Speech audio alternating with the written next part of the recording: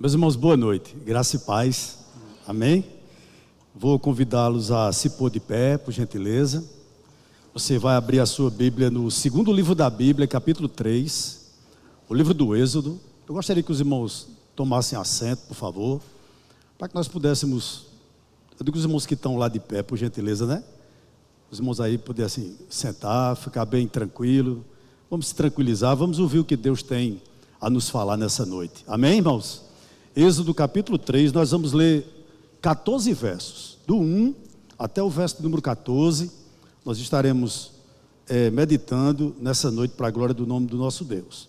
O texto nos fala assim: Moisés apacentava o rebanho de Jetro, o seu sogro, sacerdote de Midian, e levando o rebanho para o lado oeste do deserto, chegou a Horebe, o monte de Deus. Ali o anjo do Senhor lhe apareceu numa chama de fogo, no meio de uma sarça. Moisés olhou e eis que a sarça estava em chamas, mas não se consumia. Então disse consigo mesmo: vou até lá para ver essa grande maravilha, porque a sarça não se queima. Quando o Senhor viu que ele se aproximava para ver, Deus do meio da sarça o chamou e disse: Moisés, Moisés. Ele respondeu: eis-me aqui. Deus continuou: não se aproxime, tire as sandálias dos pés, porque o lugar em que você está é terra santa.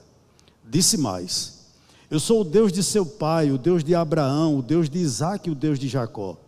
Moisés escondeu o rosto, porque teve medo de olhar para Deus.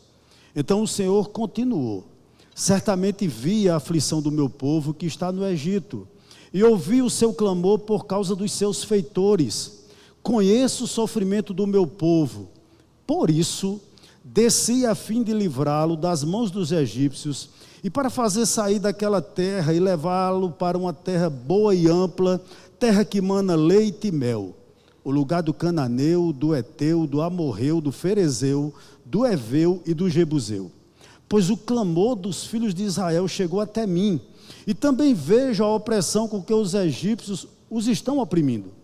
Agora venha e eu o enviarei a Faraó, para que você tire do Egito o meu povo, os filhos de Israel. Então Moisés perguntou a Deus: quem sou eu para ir a Faraó e tirar do Egito os filhos de Israel? Deus respondeu: eu estarei com você, e este será o sinal de que eu enviei. Depois que você tiver tirado o povo do Egito, vocês adorarão a Deus neste monte. Moisés disse para Deus: eis que quando eu for falar com os filhos de Israel e lhes disser: os Deus dos seus pais me enviou a vocês, eles vão perguntar: qual é o nome dele? E então, o que lhes direi? Deus disse a Moisés: eu sou o que sou. Disse mais: assim dirás aos filhos de Israel: eu sou, me enviou a vocês. Vamos orar? Gostaria que você mesmo, ainda de pé, por gentileza, fechasse seus olhos. Nós pudéssemos, irmão, nessa noite pedir que o Senhor fale ao nosso coração. Nossa expectativa hoje é que Deus possa falar ao seu coração. Amém? Senhor, nós te louvamos, Pai. Nós bendizemos o teu santo e glorioso nome, Senhor. Ajuda-nos nessa noite na exposição da tua palavra. Seja, meu Deus, com cada um de nós para o louvor da tua glória. Nos abençoa, nos exorta, nos admoesta, nos levanta. Ó Deus, faz isso para o louvor da tua glória. Nós te pedimos isso humildemente, em nome de Jesus, amém. Os irmãos podem sentar.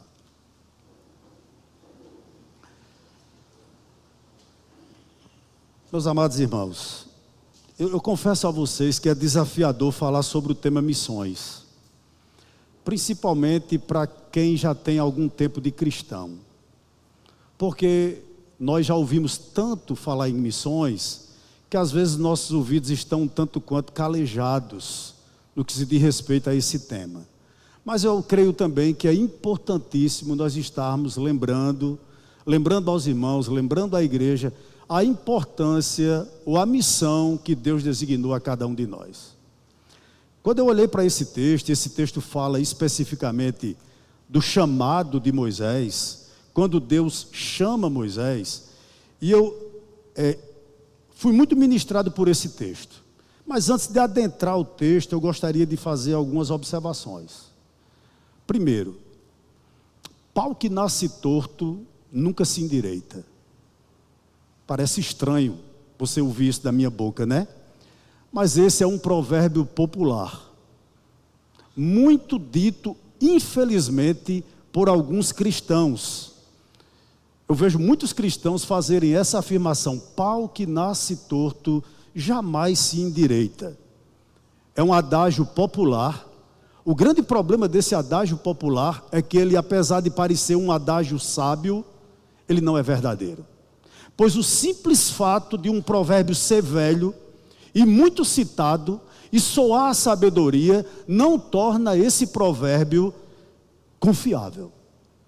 O que me chama a atenção aqui, que há provérbios populares que soam a sabedoria, até que você o ilumina com as lentes da Escritura, e essa verdade desses provérbios simplesmente evapora, né?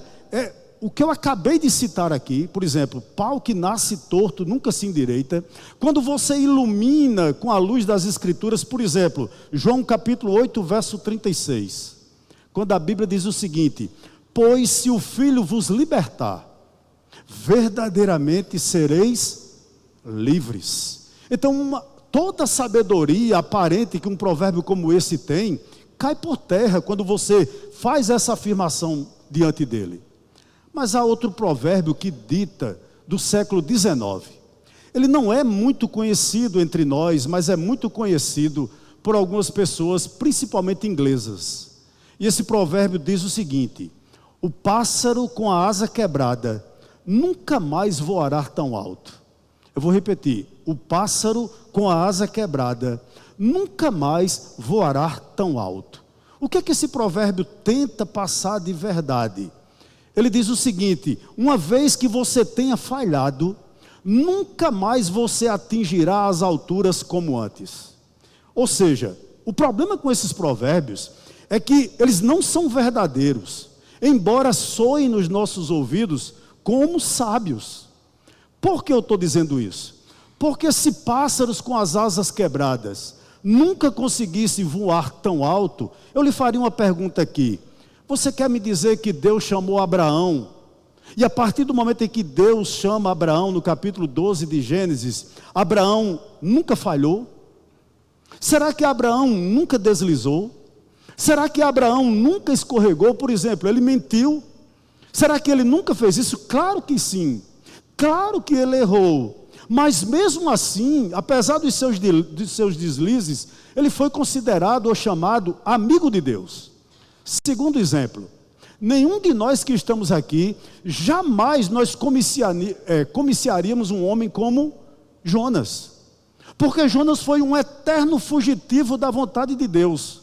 Contudo, apesar de suas falhas, Deus usou a vida desse homem num despertamento espiritual, talvez um dos maiores da história, ou pelo menos que o Antigo Testamento, irmãos, relata.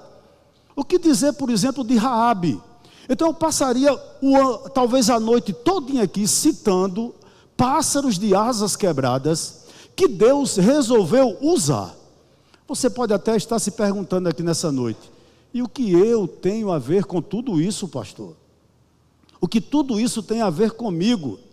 O seguinte: se pássaros com asas quebradas não pudessem voar tão alto novamente, se pássaro com asas quebradas não pudesse voar tão alto novamente, você não estaria aqui nessa noite. Deus não teria trazido você aqui nessa noite. Com certeza, você estaria em outro lugar. Com certeza, Deus não teria direcionado o seu coração, por melhor dizer, você a um lugar como esse. Portanto, o que é que eu aprendo inicialmente aqui? Que Deus, irmãos, Ele ainda está disposto a se utilizar de você. E me parece que Deus, Ele é especialista em usar pássaros de asas quebradas. Essa é a grande realidade. Eu chamo a sua atenção agora para o verso 1 do capítulo 3 que nós acabamos de ler, de Êxodo. Diz assim o texto sagrado: Moisés apacentava o rebanho de Jetro, seu sogro, sacerdote de Midian, e levando o rebanho para o lado oeste do deserto, chegou a Horebe, o monte de Deus. Meus amados irmãos, você sabe há quanto tempo Moisés estava aqui? Quanto tempo fazia que esse homem estava aqui apacentando esse rebanho, creio eu, de ovelhas magricelas? Porque ninguém engorda numa terra como o deserto. 40 exaustantes dias. Aliás, 40 anos. Fazia 40 anos que Moisés saiu do palácio de Faraó, onde ele era criado pela filha dele, e foi para o deserto. Ele estava residindo no deserto há 40 anos. Eu gostaria que você hoje comigo, por favor, gastasse alguns segundos, como diz o pastor James, da sua preciosa vida, e pensasse sobre uma pessoa em situação de rua. Pense comigo sobre um morador de rua. Como a vida na rua maltrata. Como não ter um teto onde dormir, uma comida quente para fazer a sua refeição, como não ter um lençol para se cobrir à noite, maltrata uma pessoa em situação de rua. Ele fica bem mais velho, talvez morra bem antes do prazo determinado, porque viver sob o relento é terrível. Você imagine o que são 40 anos sobre um sol escaldante do deserto. E tendo que à noite conviver com frio abaixo de 0 grau. Está aqui Moisés, há 40 anos vivendo dessa maneira. Eu fico imaginando os primeiros anos de vida de Moisés. Tudo de bom ele tinha. Tudo arrumado, cabelo arrumado, como a gente diz aqui, cabelo na régua, talvez unhas feitas, roupa da melhor qualidade, uma coroa, um futuro promissor. E de repente, 40 anos depois, eu fico imaginando como estava a pele de Moisés. Como estavam os pés dele num deserto, que só tem poeira. E o que é pior, eu não consigo imaginar que alguém possa manter a autoestima, ouvindo por 40 anos esse som, bé, bé, só era o som que Moisés ouvia. Eu acho que com certeza, existiam momentos ou dias na vida de Moisés que ele dizia o seguinte: cadê o Deus de minha mãe? Cadê o Deus que eu ouvi por alguns anos na minha infância, acerca dele, que minha mãe Joquebede me falou? Será que ele se esqueceu de mim? Outra coisa que eu gostaria de dizer a você, que é digno de nota nessa noite. Você pode varrer a Bíblia de Gênesis a Apocalipse, que a Bíblia não vai dar um relato sequer, de que durante esses 40 anos no deserto, desde que saiu do Egito, até quando essa sarça arde, em nenhum momento sequer Deus falou com Moisés. Os céus estavam de bronze. Deus não falava há 40 anos com esse homem. O que é que eu fico imaginando aqui? Meu irmão, parece loucura, mas o que isso tem a ver conosco? Eu vou lhe dar algumas aplicações, com base aqui nesse verso de número 1. Deus, ele costuma falar comigo e com você em dias comuns. Deus não precisa que algo extraordinário esteja acontecendo em nossa vida, que algo fora do comum esteja acontecendo na nossa vida. Deus resolveu falar com Moisés em mais um dia ordinário dele, no escritório do deserto. Ele continuava sendo o mesmo pastor há 40 anos, fazendo a sua mesma rotina com aquelas ovelhas magricelas há 40 anos. Mas em um determinado dia, Deus resolveu falar com aquele homem. Assim pode acontecer comigo, assim pode acontecer com você. Você pode estar na sua tarefa diária, você pode estar na sua casa, quem sabe no seu local de trabalho, pegando um transporte, tudo sem aviso prévio, e um dia comum, e um dia ordinário, um dia como qualquer outro, Deus pode se manifestar e falar com você. E foi exatamente isso aqui que aconteceu com Moisés. Mas eu vou um pouco adiante nessa noite. Se Deus tem algo reservado com você, possivelmente Deus irá lhe confinará, sabe aonde? Em um período de obscuridade. Meus irmãos, Deus é perito nisso. Vale lembrá-los que Moisés aprendeu muito mais, sabe? Muito mais nesse lugar. E ele foi muito mais lembrado nas Escrituras pela sua mansidão e pelo seu contentamento do que tudo que ele aprendeu, entre aspas, nas universidades do Egito. Eu compartilho de uma mesma visão de A.W. Tozer. E ele diz o seguinte: eu não conheço um homem ou uma mulher de Deus, que Deus queira usá-lo, que Deus não o fira profundamente. Deus não usa soberbo. Deus não usa pessoas altivas. E talvez você que é cristão, talvez não, com certeza você tem um chamado. Eu creio que Deus há de botar você para trabalhar em você por alguns momentos em um lugar de obscuridade, naquele lugar onde ninguém vai lhe notar. E é Deus trabalhando na sua vida. Mas eu também aprendo algo mais aqui nessa noite. Moisés teve 40 anos de isolamento. Não era que Moisés fosse um antissocial. Não era que Moisés não fosse uma pessoa que não gostasse de pessoas. E aqui vai uma aplicação e um conselho para você.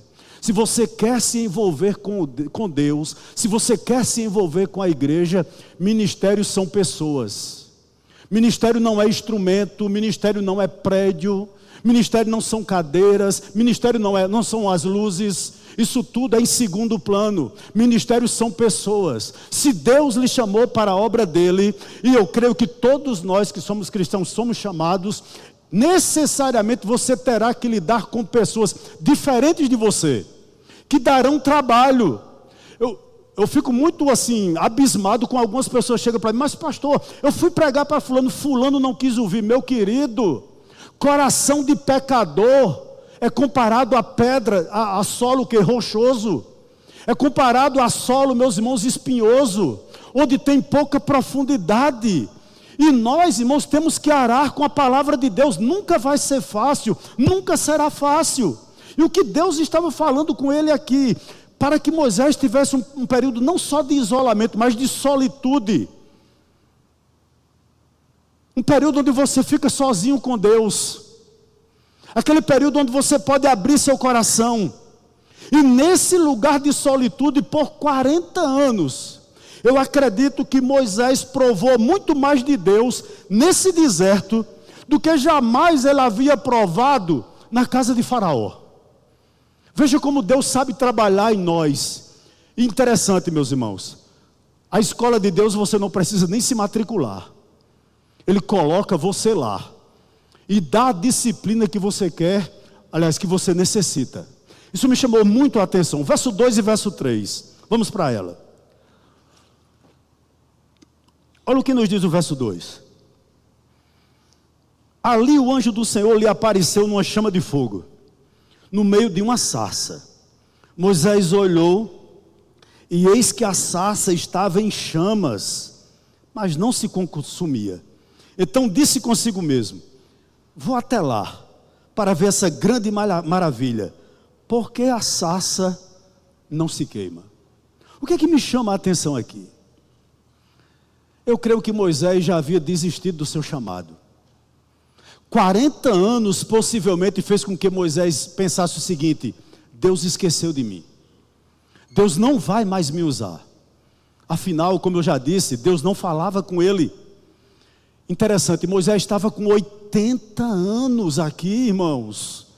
Certamente ele pensava: Deus pode usar alguém mais jovem, Deus pode usar alguém mais capacitado. Eu fico imaginando, você sabe o que é um homem com 80 anos subir o Monte Sinai, com mais de 2 quilômetros, irmãos, de altitude, né? Creio que Moisés disse o seguinte: Deus deve levantar outro mais jovem, porque ele deve ter esquecido certamente do chamado, do meu chamado. Mas o que acontece aqui? De repente, uma sarça, ou seja, era um pequeno arbusto, que nascia corriqueiramente no deserto, cheia de muitos espinhos. Certamente Moisés via muito dela. Era uma planta familiar para ele, mas ela começa a arder. mas a arder de forma diferente. E Moisés começa a ver que aquilo não era comum. Não era comum, que aquela sarça não se consumia, né? Ela insistia em arder. Era algo estranho, contudo era chamativa. Lembre-se, era um dia comum, era uma sarça comum, mas ela incendiava, né? Para chamar a atenção de Moisés, para tirar Moisés da rotina. Você pode estar me perguntando: pastor, minha casa nem jardim tem, nem planta eu gosto, como é que vai arder uma sarça na minha vida? Eu tenho algo a lhe dizer aqui nessa noite. Quem sabe nos últimos dias Deus tem falado constantemente com você sobre determinado assunto. E eu gostaria de lhe dizer que isso não é coincidência. É Deus chamando a sua atenção para o que Ele quer falar com você. Talvez você tenha uma decisão importante a tomar. Talvez você tenha, irmãos, algo a fazer. E que constantemente Deus tem tocado nessa tecla. E o mais impressionante é que há pessoas aqui que estão num deserto. Você está isolado.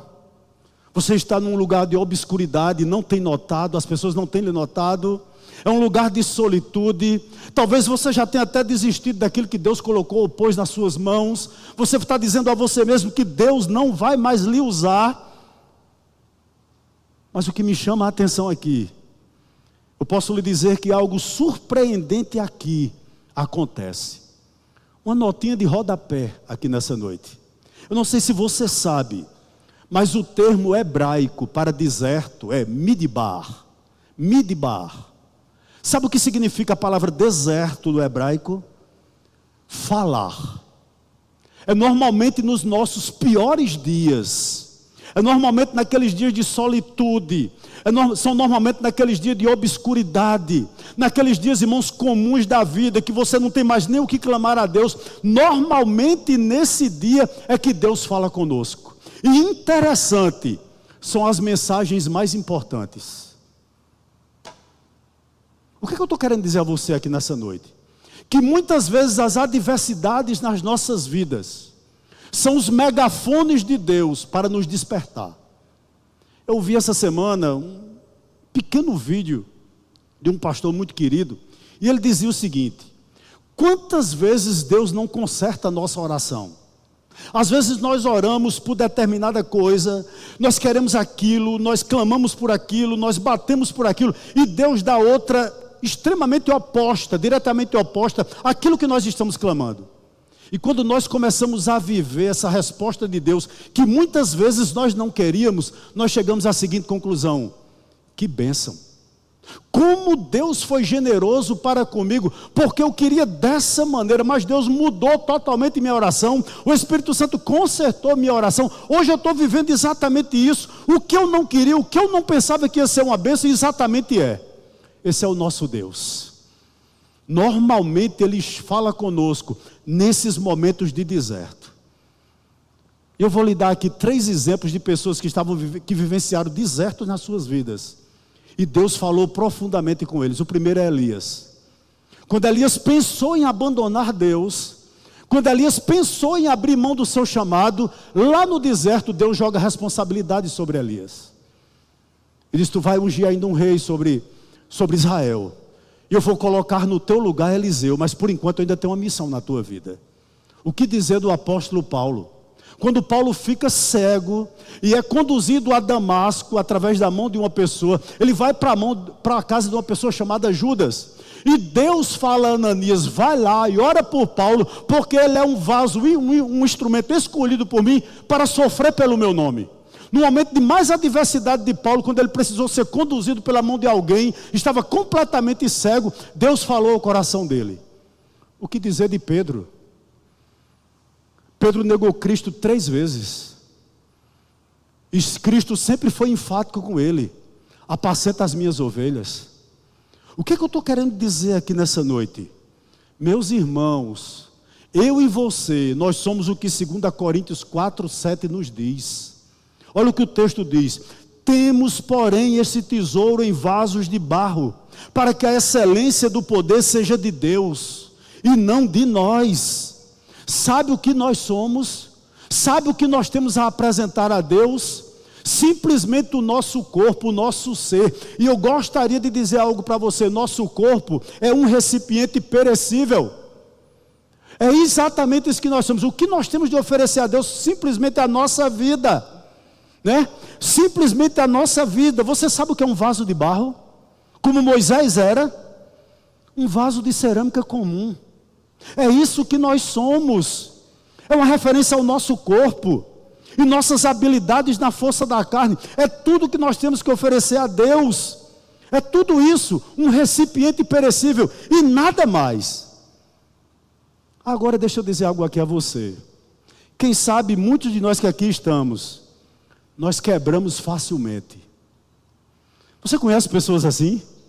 Que eles quebram por qualquer coisa, que é difícil lidar com ela, como lidar com ovos. Há pessoas assim, irmão. Às vezes nós somos assim. Parece que nós não somos nem de barro, nós somos de cristal, né? E Deus conhece nossa estrutura. Há outros que se acham muito atraentes, parecem vasos de porcelana. Interessante que a todos esses, sejam de cristal, seja de porcelana, ou seja de barro, eu tenho uma coisa para dizer a você: a todos eles Deus quebra. Em todos eles Deus molda. Todos eles Deus o refaz. Não importa se você é de cristal, não importa se você é de porcelana, não importa se você é de barro, Deus vai lhe quebrar. Se Deus tem algo com você, Ele vai lhe moldar. Nem se preocupe com isso. Pastor, o senhor está dizendo que eu vou para o deserto? Se não foi, ainda vai.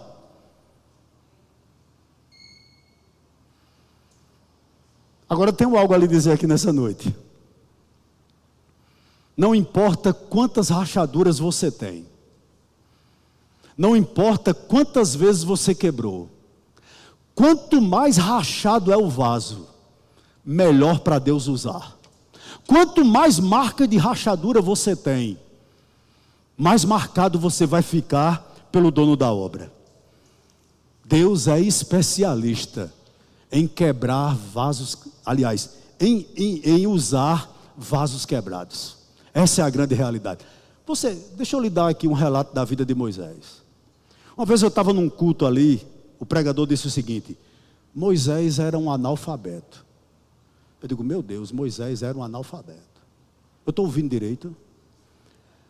Porque Atos capítulo 7 diz que ele era formado em todas as ciências do Egito. Até hoje, não se sabe como os egípcios embalsamavam uma múmia. Não sabe. Há milhares de anos atrás, irmãos, sem caterpillar, sem máquina, como é que se fazia uma pirâmide? Os egípcios faziam. O que é que eu estou querendo dizer com isso? Moisés era perito em engenharia. Moisés era perito nessas coisas, irmãos, de medicina. Sim, você sabia disso?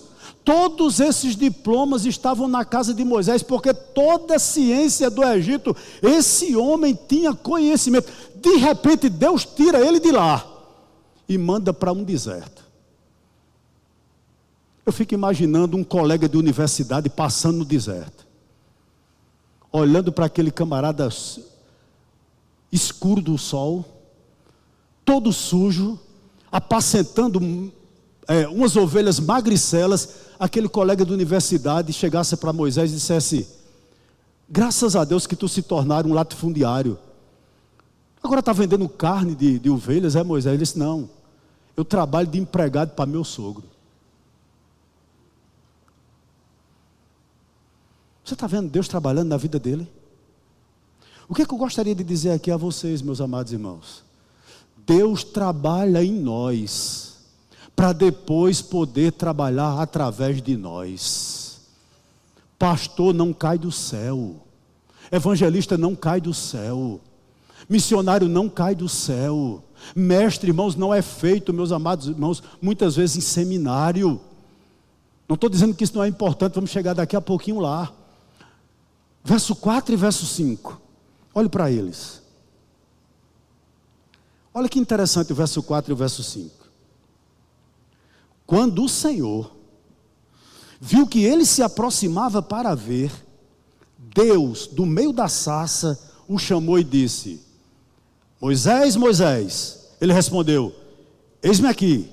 Deus continuou: não se aproxime, tire as sandálias dos pés, porque o lugar em que você está é o quê? É terra santa. Sabe uma pergunta que eu me fiz, analisando esses dois versos? O que falta mais acontecer para você que está aí me ouvindo? Para você entender que Deus está falando com você.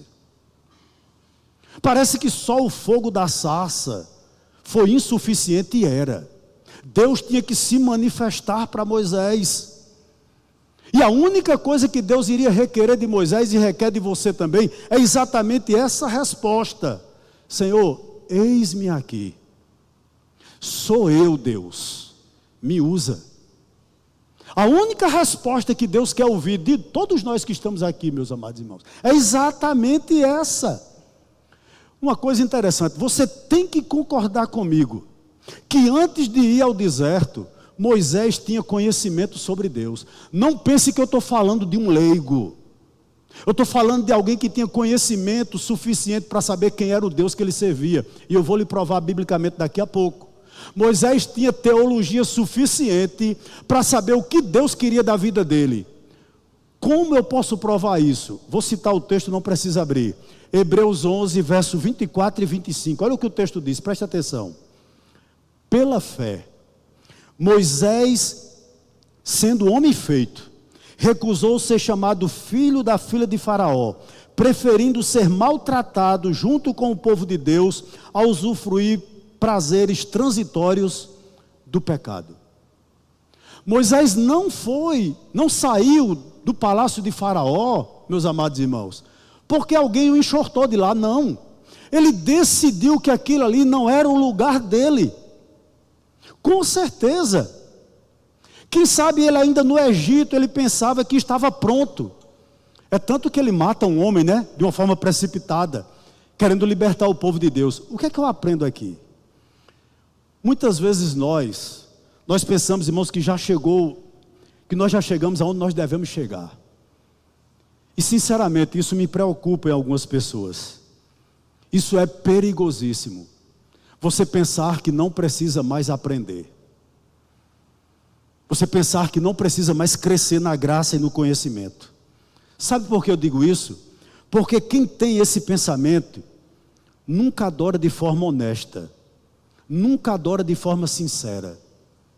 Tenha cuidado. Quando Moisés estava no Egito, apesar de todo o conhecimento que ele tinha, ele achava que estava pronto para a obra que Deus o havia designado. Mas eu tenho alguns ensinamentos aqui, ou algumas aplicações para lhe dizer nessa noite. O conhecimento, ele deve ser buscado. Porém, uma pessoa pode ter conhecimento bíblico sem possuir maturidade cristã. E isso é muito triste. Sabe por que eu estou dizendo isso?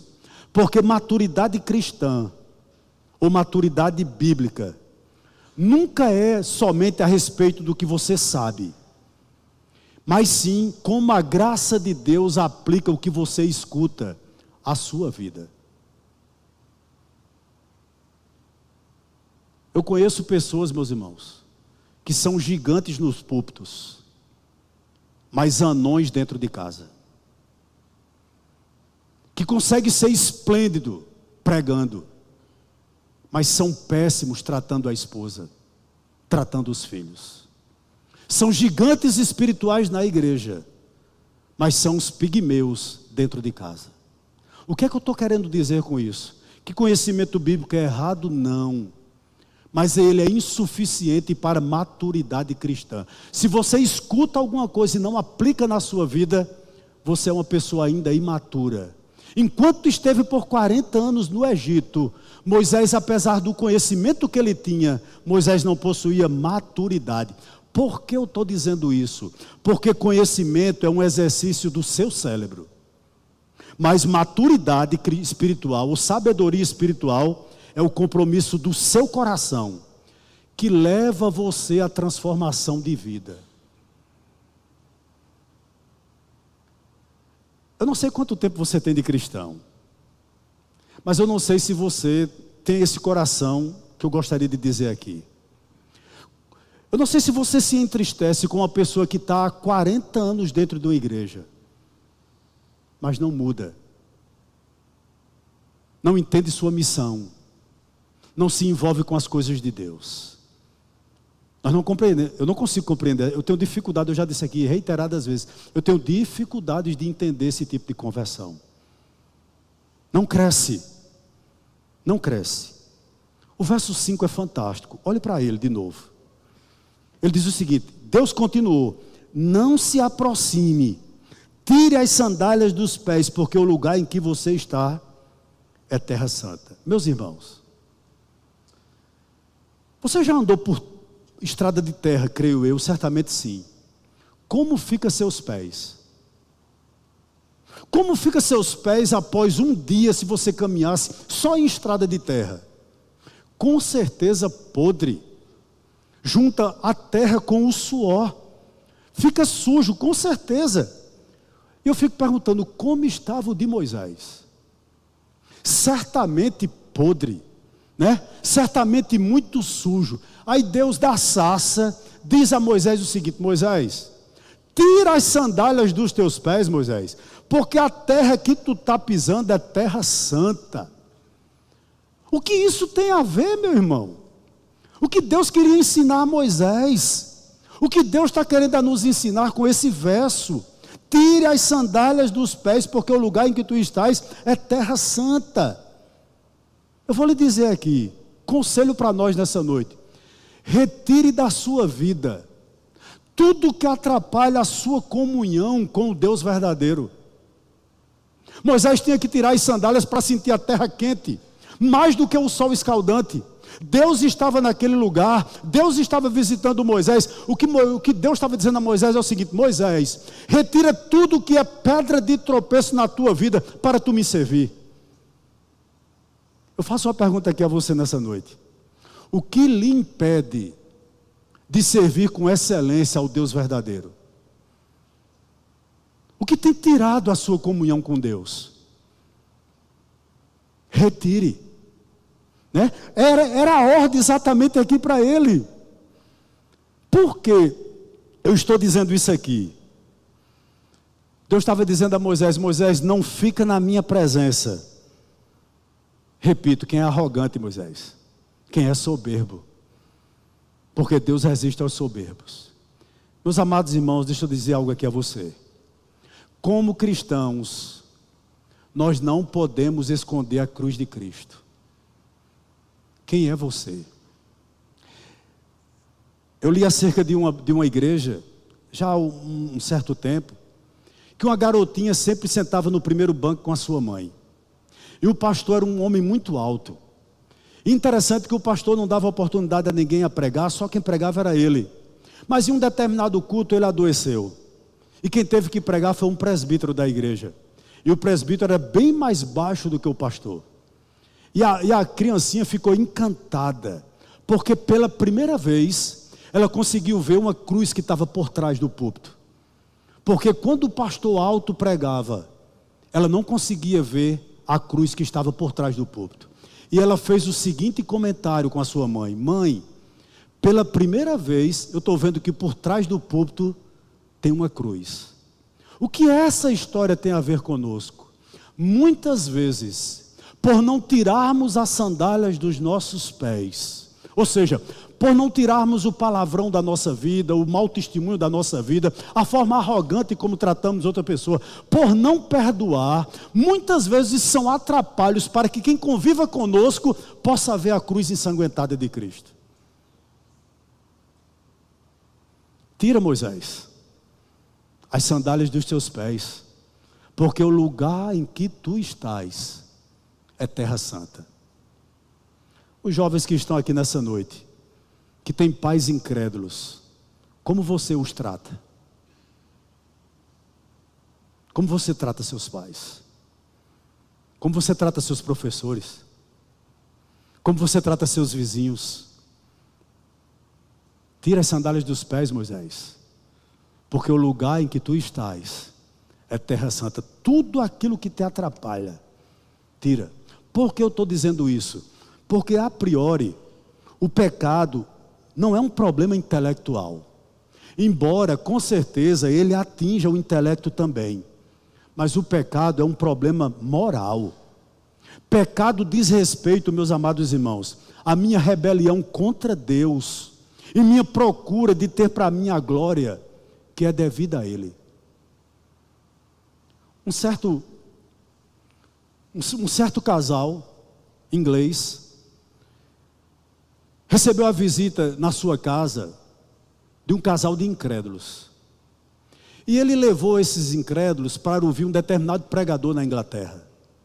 E quando ele saiu do culto, o casal de incrédulos fez o seguinte comentário com eles: que grande pregador nós ouvimos hoje à noite. À noite, esse mesmo casal levou esse casal de incrédulos para ouvir o príncipe dos pregadores, né? Os irmãos sabem quem é, Charles Spurgeon. E após o término da mensagem, o comentário desse casal incrédulo foi o seguinte: que grande Deus nós ouvimos da boca desse pregador nessa noite. Essa é a diferença de quem faz para a glória de Deus, de que quem faz para a glória do homem. Essa é a grande realidade.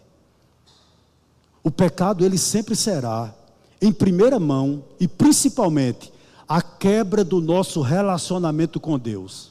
E devido eu ter quebrado esse relacionamento com Deus, é fácil e natural eu me rebeliar contra as regras dele. O que isso tem a ver com missões?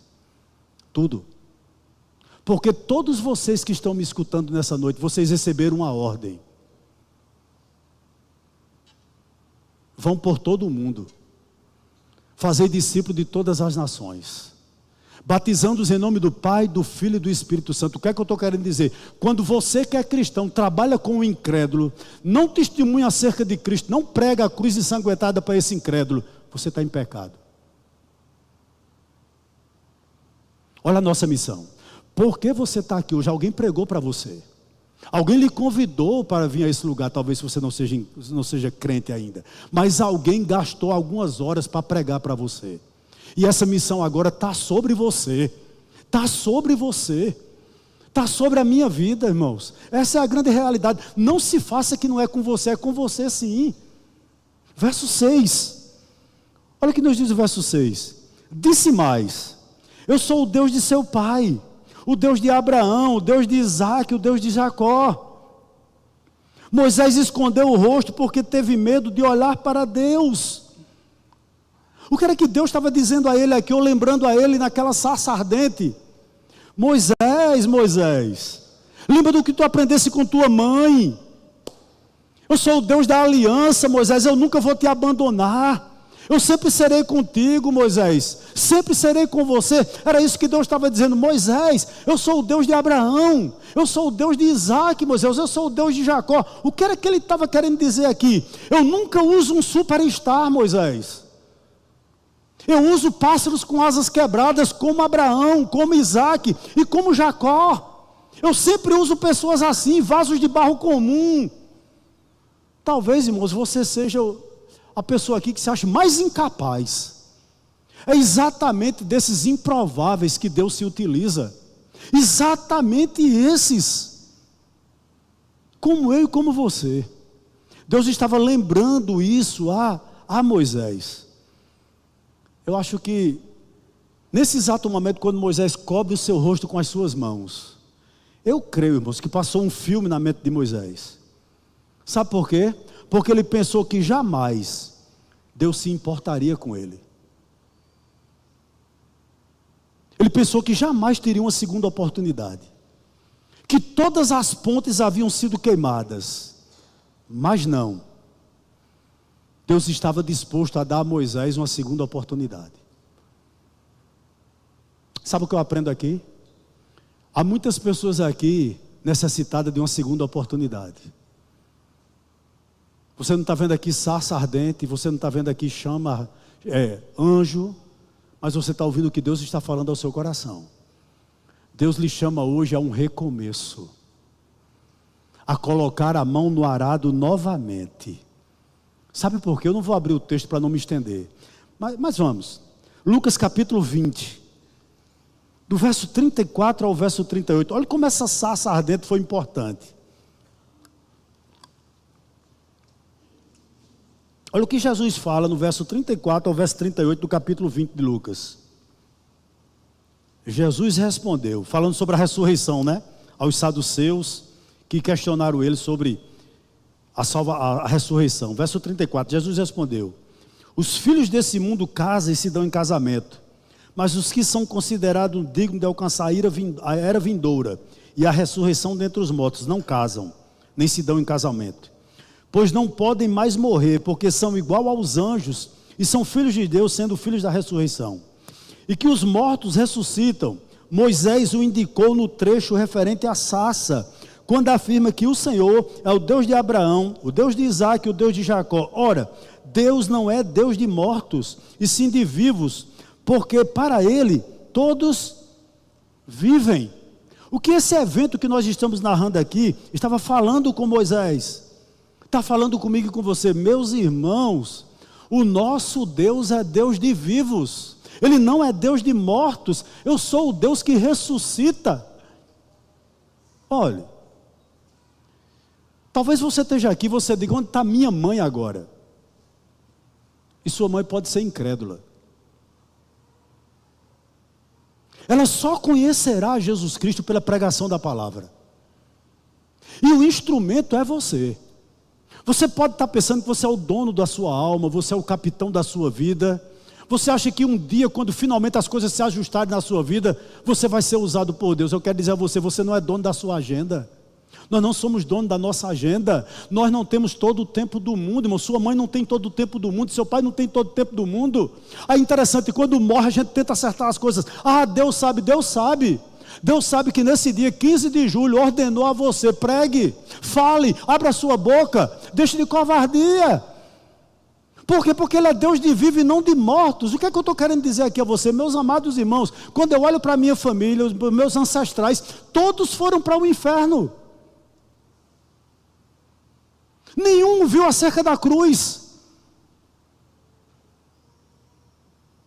Meus dois avós morreram loucos, perturbados por espíritos. Minhas vós também. Todos os meus tios, resta uma. O que é que nós estamos fazendo com a nossa vida, meu irmão? O que é que você está fazendo com o pouco tempo que lhe resta? Ah, pastor, eu vou viver 100 anos, é muito pouco, é nada. O que são 100 anos dentro da eternidade? E nós estamos brincando, irmão, dentro da igreja. Deus nos chamou para pregar e dizer que Deus é Deus de vivos e não Deus de mortos. E a responsabilidade está com a gente. Deus nos deu o tesouro, está na sua mão, 66 livros. É nossa missão, irmão. Versos 7, 8 e 9. Olha o que diz o texto. Então o Senhor continuou. Eita, isso é maravilhoso demais. Certamente vi a aflição do meu povo, que está no Egito, e ouvi o seu clamor por causa dos seus feitores. Conheço o sofrimento do meu povo, por isso desci a fim de livrá-lo das mãos dos egípcios, e para fazê-lo sair daquela terra, e levá-lo para uma terra boa e ampla, terra que mana leite e mel, o lugar do cananeu, do Eteu, do Amorreu, do Ferezeu, do Eveu e do Jebuseu. Amado irmão, gostaria de dizer algo aqui a você. Deus sabe como você chegou aqui. Eu não sei. O que Ele está dizendo aqui no verso de número 7 é o seguinte: eu certamente, Moisés, vi a aflição que meu povo vive. Deus vê. Eu gostaria sinceramente, eu orava hoje à tarde dessa maneira, que o Espírito Santo pudesse ministrar sobre a sua vida esse texto sagrado, a ponto de lhe lembrar do seguinte: Deus sabe o que você passa. Ele observa qual o seu sofrimento, ou o sofrimento daquele seu ente querido. Deus sabe o seu sofrimento. Deus sabe a amargura da sua casa. Deus vê o seu choro. Ele via o estalar do chicote dos feitores nas costas do povo de Deus lá no Egito. Deus conhece o sofrimento da tua casa. Deus sabe como é teu casamento. Deus sabe como são teus filhos. E eu vou lhe dizer, há pessoas aqui querendo dar tudo ao filho pensando que ele vai mudar. Não muda nunca. Só muda quando Deus alcançar o coração. Só muda quando Deus alcançar o coração. Deus vê, certamente eu vi, ele diz no verso de número 7, né? A aflição do meu povo. E ouvi. O que é que Deus está dizendo conosco nessa noite? Não tem uma oração nossa que não seja ouvida por Ele. Você tem parado de orar pelo quê? O porquê, melhor dizendo. E ele continua ainda no verso 7, dizendo o seguinte: ouvi o seu clamor por causa dos seus feitores. Conheço o sofrimento do meu povo. Deus sabe o que se passa, irmão, debaixo do nosso teto. Sabe o que eu vou além nessa noite aqui dizendo? Talvez o imediatismo dos nossos dias, as más notícias, que nós vivemos num mundo muito acelerado, tudo isso parece que faz a gente pensar que Deus não se importa conosco. Mas Deus está nos dizendo nessa noite: eu conheço o teu sofrimento. Eu sei como está a sua família hoje, eu sei como está a sua casa. E talvez por essa razão Deus nos reuniu aqui nessa noite. Para que a gente se levante a partir da nossa casa, que é o primeiro campo missionário nosso, como arauto do Senhor. Agora eu vou dizer uma coisa aqui a você. É difícil a sua família acreditar na mensagem da cruz, se ela olha para você e não vê testemunho. É difícil. É difícil um incrédulo olhar para você e ver que você ainda se encanta muito mais pelas coisas do mundo do que pela cruz de Cristo. É muito difícil ele acreditar, porque como dizia Moody, a cada 100 pessoas que eu evangelizo, o maior evangelista do século XIX, 99 leem a minha vida primeiro, para depois ler a Bíblia. Verso 8: por isso disse, a fim de livrá-lo das mãos dos egípcios e para fazê-lo sair daquela terra e levá-lo para uma terra boa e ampla, terra que manda leite e mel. Meus amados irmãos, Deus iria libertar aquele povo do Egito pelas mãos de Moisés. Eu gostaria que você entendesse o seguinte: Moisés é um tipo de Cristo, que foi até o Egito libertar aquele povo, e libertou levando a Canaã celestial. Aliás, a Canaã, né, a terra de Canaã, não a celestial.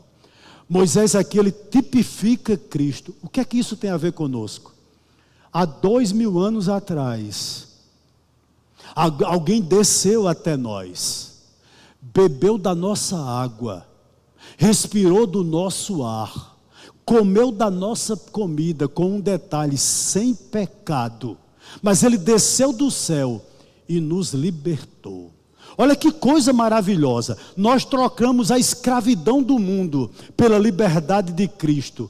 Eu tenho algo maravilhoso para dizer aqui a você nessa noite que é livre, que é cristão. Primeiro, o pecado não lhe condena mais.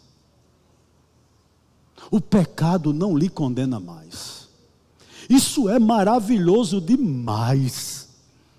Mas eu vou adiante, o pecado não tem mais poder sobre você. O que é que eu estou querendo dizer aqui a você? Você tem a capacidade, dada por Deus, de dizer não ao pecado. Isso é maravilhoso demais. Você, dada por Deus, tem a capacidade de dizer: eu não quero, porque eu sou livre. E mais, um dia definitivamente, quando nós chegarmos lá, no céu, nós seremos livres da presença do pecado. Meus amados irmãos, isso é maravilhoso demais. Você pode recitar nessa noite o Salmo 84, verso 3. Eu vou recitar para você, olha o que diz. O salmista, é lindo demais esse salmo. Ele diz o seguinte: o pardal encontrou casa, e a andorinha ninho para si, onde acolhe os seus filhotes. Aí o salmista diz: os teus altares, Senhor dos exércitos, Rei meu e Deus meu. Qual era o ponto aqui? Qualquer passarinho que fizesse o seu ninho no tabernáculo ou no templo, nenhum judeu matava. Por essa razão o salmista diz isso, né? O pardal encontrou casa, e a andorinha ninhos para si. Ou seja, eles estão seguros na tua presença. E ele diz: e eu, Senhor, eu encontrei os teus altares. Por que ele usa altares no plural? Porque no tabernáculo tinha 2 altares. Um altar de bronze, onde o cordeiro era imolado, era sangrado, representando o quê? A remissão. Ou seja, o que é que ele está dizendo aqui? Que todo crente em Jesus Cristo tem o perdão dos seus pecados. Mas não só isso, havia outro altar, o altar de ouro, onde era o quê? Com certeza derramados holocaustos, né? O que isso representava? Nenhum dos 2 esses altares sempre estavam acesos. O altar de ouro representava o incenso. Sempre tinha incenso queimando no altar de ouro, dizendo o seguinte: além de você ser redimido, ou seja, perdoado os seus pecados, você sempre é ouvido. Por essa razão eu encontrei os teus altares, Senhor. No altar do Senhor nós somos redimidos, mas também nós somos ouvidos. Meu irmão, andar diante de um Deus assim é andar de joelho e agradecer por quem Ele é. Verso 10 ao 14 a gente termina. Olha o que diz o verso 10. Moisés pensou que a vida dele estava difícil, não era? Interessante, olhe para mim aqui, por gentileza. Às vezes a gente diz: mas Deus, eu sou tão ocupado, tão insignificante, minha vida tem tanto problema. Quando se resolver, aí sim eu vou me empenhar, eu vou me engajar. Olhe para o verso 10, vamos ler o texto, 10 ao 14. 10 ao 14. Deus fala com Moisés assim: agora venha, e eu o enviarei a Faraó para que você tire do Egito o meu povo, os filhos de Israel. Então Moisés respondeu a Deus: quem sou eu para ir a Faraó e tirar do Egito os filhos de Israel? Deus respondeu: eu estarei com você, e este será o sinal de que eu o enviei. Depois que você tiver tirado o povo do Egito, vocês adorarão a Deus neste monte. Moisés disse para Deus: eis que quando eu for falar com os filhos de Israel e lhes disser: o Deus dos seus pais me enviou a vocês, eles vão perguntar: qual é o seu nome? Qual é o nome dele? E então, o que lhes direi? Deus disse a Moisés: eu sou o que sou.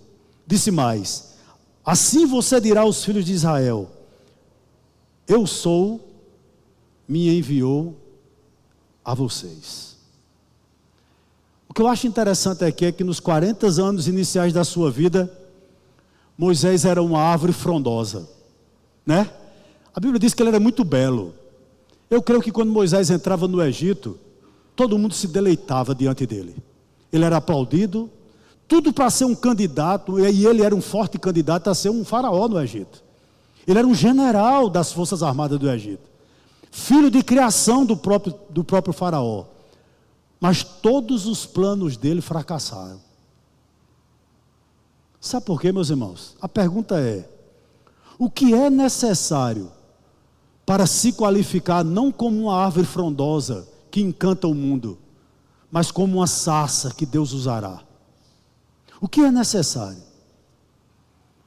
Você tem que ser alguém inflamável. Ou seja, o que é que eu estou querendo dizer? Você não pode ser de amianto, aquele tipo de material que nunca pega fogo, que nunca arde, que nunca queima. Sabe o que eu estou querendo dizer aqui a você? Não existe cristão que não ame a Deus. Não existe cristão que não ame o perdido. É impossível, por exemplo, se você passa ali na rua João Suassuna, uma hora como essa, e você não se comove pelas pessoas que estão ali se prostituindo. É impossível. Só se você for de amianto e não for uma sarça queimada pelo sol de Deus. A única coisa que Deus pede de você nessa noite é que você seja inflamável. Ou seja, ame Deus, ame o próximo, ame a igreja. Nós não conseguimos continuar na nossa caminhada cristã sem a comunhão com os irmãos. Sem comunhão com os irmãos. Não desperdice o tesouro que Deus lhe deu, está na sua mão. Só ela pode salvar seu filho. Só ela pode salvar sua mãe. Só ela talvez pode salvar você que está aí, que é incrédulo. Só ela. Esse é o tesouro que nós temos. Está nas nossas mãos. Deus confiou a você. Permita-me um parênteses aqui. Há muito tempo atrás, eu ouvi o pastor Ronaldo Lidório dar um testemunho que me encantou. Ele disse que voltou da África, depois da missão entre os Concombas, e a missão mandou ele para tribos não alcançadas na Amazônia. E detectaram 3 tribos que nunca tiveram uma presença missionária. E ele disse, é para lá que eu vou. E chegou na cidade mais perto, a cidade mais perto dessa tribo, ficava a 2 dias e meio de barco, numa voadeira que eles chamam. Depois que chegou lá, em determinado ponto, 4 dias a pé para chegar nessas tribos, com um caçador da região. E quando ele chega naquela região, a pessoa que ia com ele era tradutor, que ele chega, ele disse que temeu quando viu o tamanho da tribo. Mas ele notou que eles estavam limpando um vasto pátio. Ele perguntou a eles, mandou que o tradutor perguntasse, o que é que vai haver aqui? E os índios disseram, nós vamos fazer um grande culto. Ele disse, um culto? Quem pregou para vocês? Qual foi o missionário que teve aqui? E os índios diziam, o que é um missionário? Qual foi a agência missionária que estava aqui com vocês? Que enviou o missionário para aqui? Eles diziam, o que é uma agência missionária? O pastor Ronaldo Lidório disse, quem pregou Jesus para vocês? Aí ele disse, sim, foi seu João. Mas quem era seu João? Ele disse, eu quero conhecer esse missionário. E indicaram onde esse homem morava. E quando ele chegou na beira de um rio, esse homem morava numa casa flutuante, de pau a pique. Só tinha 4 redes rasgadas e uma cadeira quebrada. E ele olhou pela janela, estava aquele homem olhando a Bíblia e falando. E lendo. E ele disse, seu João, sou eu. Quem é você? Ele disse, eu sou o missionário Ronaldo Lidório. Ele disse, espera aí. Abriu a outra janela, só tinha 2 janelas na casa, e disse, Maria, que era a mulher dele, traga as crianças. Um missionário de verdade chegou aqui, vamos ouvir Deus. Ele disse que com pouco tempo aquela mulher veio arrastando 4 meninos, entre 7 e 14 anos. E Ronaldo Lidório disse, seu João, missionário aqui é o senhor. Como foi seu chamado? Ele disse, eu estava numa igreja Assembleia de Deus no Amazonas. E o meu pastor disse o seguinte, vá pregar o evangelho onde Cristo não foi pregado. Eu fui para todas as cidades circunvizinhas, todo mundo conhecia Cristo. Botei minha família numa canoa, viemos parar aqui. Ninguém aqui sabia quem era Cristo. Aquele homem, semi-analfabeto, aprendeu a ler com a Bíblia. Sem instrução nenhuma, fundou 4 igrejas naquela localidade. Várias pessoas convertidas dentro daquelas 3 tribos. O pastor Ronaldo Lidório disse, tem uma preocupação com o senhor, seu João? Esses seus filhos estudam aonde? Ele disse, em lugar nenhum. Mas pastor, eu tenho um tesouro para deixar com eles. O pastor Ronaldo Lidório disse, certamente ele deve ter uma barra de ouro para entregar, para dar segurança a esses 4 meninos. Qual tesouro é, seu João? Ele disse, meus filhos vão saber por todo o tempo o que Deus pode fazer na vida de um homem que deseja ser usado por Ele. Eu e minha família vamos para o céu.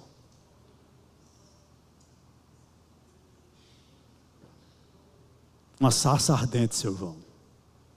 Uma sarça ardente. Algumas aplicações para a gente já ir para casa nessa noite. Nunca corra antes de ser enviado. O que é que eu estou querendo dizer?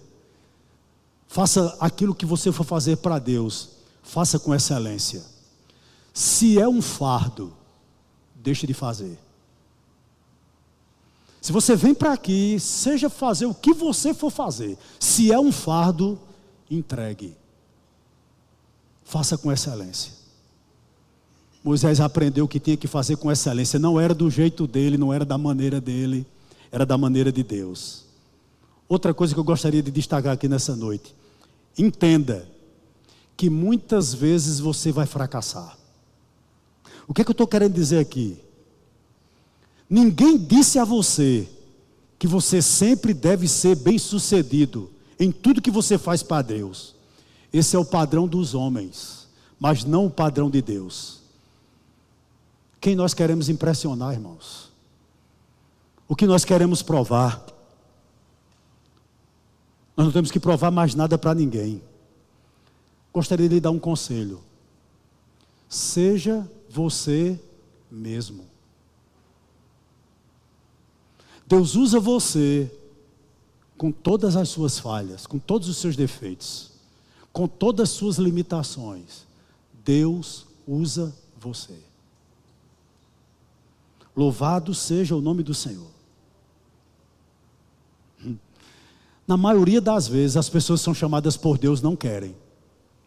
Resistem até o último grau, isso é bom. Você não sabe como eu subo aqui. Antes de pregar ali, irmãos, eu tremo, as pernas tremem, né? Dá náuseas. Mas graças a Deus que ainda acontece isso. Sabe por quê? Porque, como diz a nossa irmã Francimar, nós somos totalmente dependentes de Deus.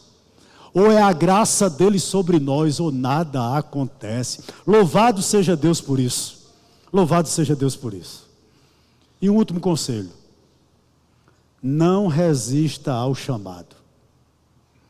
Moisés se sentia indigno, se sentia inferior. Mas olha o que Deus diz no verso 14 a ele. Deus disse a Moisés: eu sou o que sou. Disse mais: assim você dirá aos filhos de Israel: eu sou, me enviou a vocês. O que significa isso? Moisés, o dono da obra sou eu. Sou eu, Moisés, que sou soberano. Sou eu que sou eterno. Sou eu que sou o Todo-Poderoso. Vai na minha força, tu não vai na tua força, Moisés. Interessante que Moisés relutou demais. Ele disse: não vou me respeitar. Lá no capítulo 4, verso 1 desse mesmo livro, Moisés diz também: eu não sei falar direito. Algumas pessoas pensam, alguns doutrinadores pensam que Moisés era gago. Moisés, uma coisa interessante que ele diz no verso 13 do capítulo 4: Senhor, levanta outro, eu sou desqualificado para a missão. E Deus disse: Moisés, eu quero você. Sabe o que eu gostaria de dizer aqui a você? Na repartição que tu vai amanhã, não tem ninguém mais preparado para pregar lá do que você. Não vai ter pastor Rony, que não é preparado igual a você. Não vai ter pastor Jamerson, pastor Jorge, pastor Euder, presbítero Fabrício. Não vai ter nenhum dos nossos diáconos, nenhum dos irmãos aqui. Só está você. Você diz: meu Deus, se esse homem me perguntar como é que os dinossauros entraram na arca, eu vou dizer o quê? Você não precisa ter todas as respostas. Você precisa apenas ser disponível. Porque quem está lhe mandando é o grande eu sou. Terminar aqui com outra história que eu li essa semana. Um casal de missionários chamado Larry e Venita. Eles serviram ao Senhor por muito tempo na Venezuela. E antes de irem para o campo missionário, eles casaram. E na viagem de lua de mel, o carro que eles iam viajando bateu de frente com outro carro. Venita ficou tetraplégica. E após várias cirurgias, o médico olhou para o esposo dela, Larry, e disse o seguinte: sua esposa será eternamente como um bebê. E ela não terá filhos. E aquele homem levou a esposa para casa e acho que até hoje é ele quem troca as fraldas, ele que faz tudo para aquela mulher. A mulher só mexe única e exclusivamente a cabeça. Pela graça de Deus, ela teve 3 filhos. Mesmo numa cadeira de roda na Venezuela, em Caracas, aquele homem empurrava aquela mulher nas livrarias. E ela pregava o evangelho na língua nativa daquele país. Várias pessoas foram alcançadas por Cristo através da vida dessa mulher. Sabe por quê? O Deus que nós servimos, Ele só usa vaso quebrado. E a excelência sempre é dele, porque Ele é o grande eu sou. Imagine você. Amém? Glória a Deus. Eu sei, irmãos, que Deus usou uma queixada de um jumento, não foi? Queixada de um jumento. Deus usou através da vida de Sansão para libertar o povo de Israel. Imagine um jumento inteiro. Deus usa do mesmo jeito. Não é verdade?